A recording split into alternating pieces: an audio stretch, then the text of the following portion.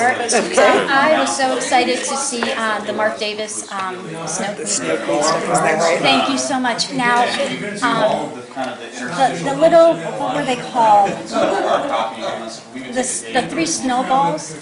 The little guys with the mustaches and the do you know big what, noses? Are those supposed to be men?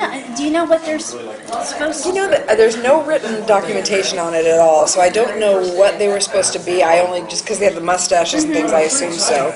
But I think they're kind of like a cross between maybe little gnomes or elvish, enchanted creatures of some sort. Yeah, it was just, I was blown Aren't they away. cute? You know, something that you really wish had come to fruition. So thank you so much for sharing that. It was beautiful. You're welcome. I'm glad you enjoyed it. Was there more concept art for you? I think we took just about everything there was and used it in the presentation because it told the storyline, and they wanted to make sure that we so everything that I've ever seen was in there. I might have missed a lot, but I remember like seeing, I was looking for like the little sight gags, the fake ones we showed them. Yeah, they were in the beginning of it. Right, but I might have missed something else I might have missed. I think so. That's all I've ever seen. Yeah, I think everything that I've seen from the show, plus things that I hadn't seen before either. So they really dug deep on that one And then and the took music, everything to there get was. that music to be done. I mean, Isn't that great? Just mind-blowing. First time I'd heard that, I was backstage tearing up. Like, it's new Buddy Baker music. Yeah. I mean, that may be the gem of the entire conference. I think so. That's why we wanted to hold it as a surprise to make it a big moment for everybody. And everybody loves Mark Davis so much. And then his art is so amazing. And of course, with Frozen being such a huge hit, knowing that this was the inspiration for it, I think was really pretty special. There's a wonderful feature on the Frozen DVD where Alice Davis and a few of the film's key creative folks are going through some of this art, and Alice is discussing how it was created, and the filmmakers are saying how it inspired them in Frozen. So there's an absolute tangible direct link to it. And, you know, when Jeff found the music, was he looking for it specifically, or just kind of stumbled upon it? I'm not sure. I think Michael, his brother, is the one that actually found it. I'm not sure who exactly located it. I know Stephen Bagnini from my group and Michael Crawford were doing research on it. I think Michael's the one that found it, and then his brother is a really fine musician, so he asked his brother to record it and arrange it for it. And so Jeff is the one that did the actual recording, but I think Michael's the one that pulled the thing together. He did a great job. What year was that? Was supposedly they were working on that? Well, I know it was in the 70s. Yeah, I think it's about like 73 or so. Yeah, early 70s. One of the artists Was it? Or was it? Yeah. I think it was early 70s. It looked like 71 to me, but then I'm thinking maybe a little bit later. I know it wasn't made before the park opened, but I think it was an addition to Disneyland. After the dust had settled, they had the comfort of being open, and now let's improve. Yeah, but unfortunately it never happened, which and truly I don't know why it didn't happen, but it would have been spectacular. Pretty good stuff. We go back to Disneyland that you guys were talking about. I was interested to see the movie sets. I mean, because I've only been to Disney World. I mean, I've been to both parks, but the Hollywood Studios where you can go and. So it was interesting to see that they actually started way back in the early 60s. Well, and with that, they didn't have a lot of money for, they had their big attractions, the Jungle Cruise and things like that, where they were putting a lot of their attention and money in, but they needed something to anchor these areas where they didn't have a lot, and so the Babes in Toyland sets were so fabulous, and it wasn't far. 20,000 Leagues. 20,000 Leagues. Set use. Right, so to bring them down from the studio was kind of a no-brainer, I think, at the time, and just let people experience these beautiful sets. And you had people like Emil Curie and John Hench art directing these things, and they were not just made to look good on camera, they were just beautiful, period. And so it wasn't all trickling, it was real artistry and craftsmanship, and so that's what's especially neat, is that people got to experience these things and examine how beautiful they were. When we've had like some of the treasures of the Walt Disney Archives tours have exhibited a lot of the costumes from the Disney motion pictures, and it becomes very soon after you go, Julie Andrews wore this in Mary Poppins, and you look at it, it becomes less about who wore it and what it was in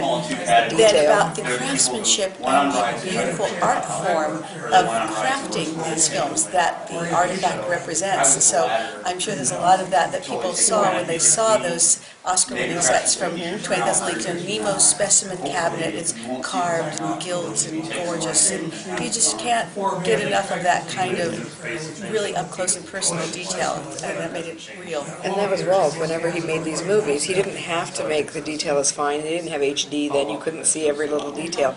But he knew that it was there. The actors knew it was there, and it helped them give a more realistic performance. So he always insisted on real authenticity and as opulent and as much as they could afford to make these things real, immersive environments for the actors. And he felt they got better performances out of it, and I think he was right. And Babes in Toyland has just been released for the first time on Blu-ray, and even higher definition than you could have seen on 35mm when it was a brand new print in 1961, and it holds up because of that enormous level of detail that those films were made with. It doesn't look like plywood or anything, because it's not. It's all real. So he felt perfectly comfortable putting those things into Disneyland where the fans and guests would get to come up real close and see those things because he knew what quality they were.